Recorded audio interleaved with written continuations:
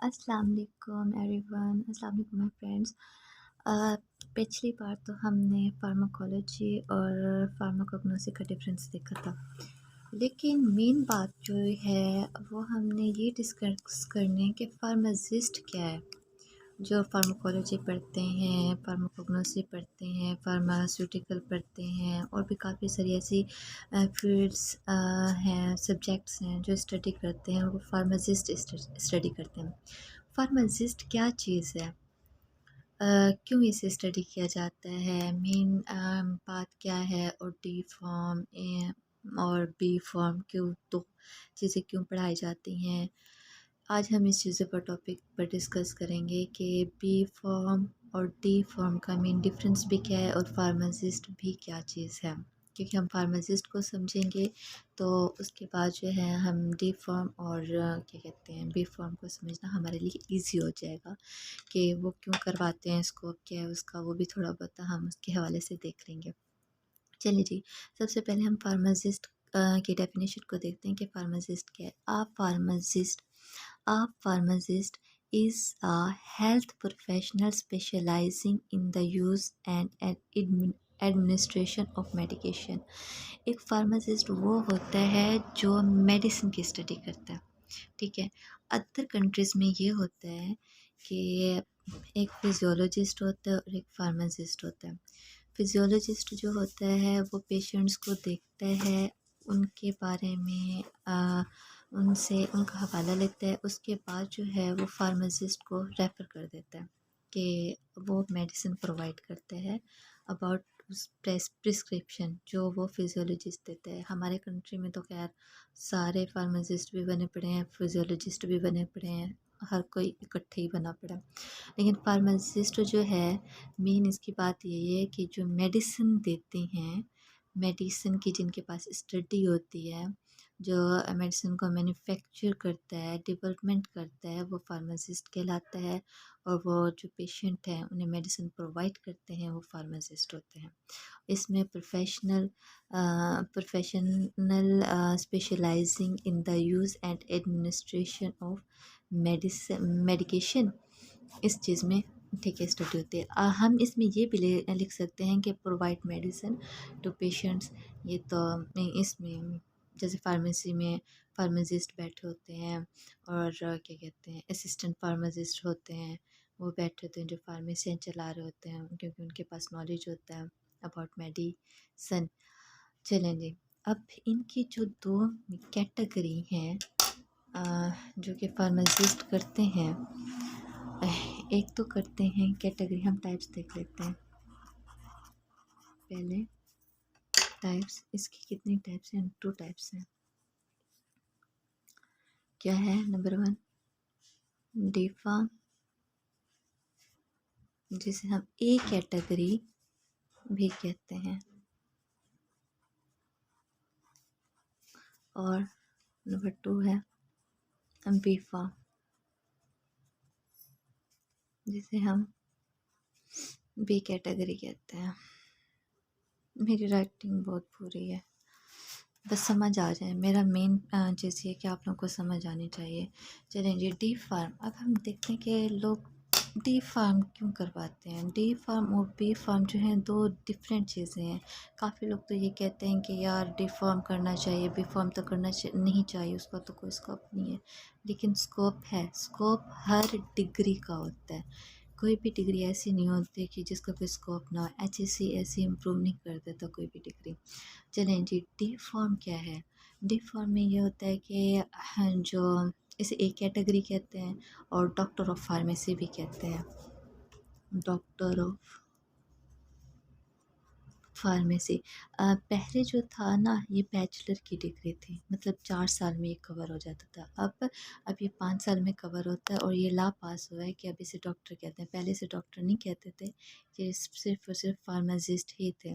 अब इन्हें डॉक्टर कहा जाता है। तो ये डी फार्म की आ गई।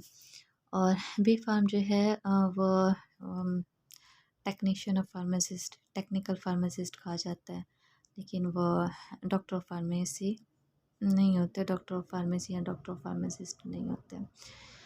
सो अब इसका स्कोप क्या है और डी फार्म जो है वो करवाया क्यों जाता है। ये 5 साल का प्रोग्राम होता है जिसके अंदर यही सारी चीज़ें क्या कहते हैं जो कल मैंने डिस्कस किया था, फार्माकोग्नोसी, फार्माकोलॉजी, फार्मास्यूटिकल, इस तरह की और जो चीज़ें होती हैं वो डी फार्म में स्टडी करवाते हैं।